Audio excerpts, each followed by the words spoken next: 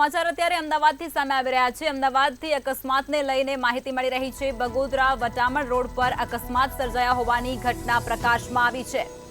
તો કાર અને છકડા વચ્ચે અકસ્માત સર્જાયો અને આ અકસ્માતની અંદર 3 લોકોને ઈજા પહોંચવા પામી છે। કારે પલટી મારી જતા કારની અંદર આગ પણ લાગી હતી।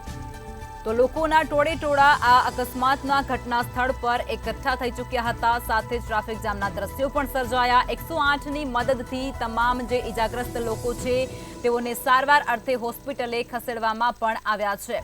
અમદાવાદથી આ સમાચાર સામે આવી રહ્યા છે। અકસ્માતને લઈને સમાચાર છે। બગોદરા અને વટામણ રોડ પર અકસ્માત સર્જાયો હતો।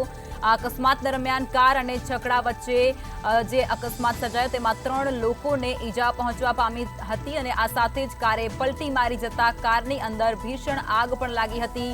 જો કે લોકોના ટોળેટોળા આ ઘટનાને લઈ અને ઘટના સ્થળ પર જોવા મળ્યા હતા। સાથે જ જે 3 લોકો ઈજાગ્રસ્ત થયા છે તે તમામને 108ની મદદથી તાત્કાલિક સારવાર અર્થે હોસ્પિટલે ખસેડવાની પણ ફરજ પડી છે। જ્યારે બગોદરા પોલીસ પણ ઘટનાની જાણ થતાની સાથે જ ઘટના સ્થળ પર પહોંચી ચૂકી છે અને એમ્બ્યુલન્સ દ્વારા 3 વ્યક્તિઓ છે તેઓને તાત્કાલિક હોસ્પિટલે ખસેડવામાં આવ્યા।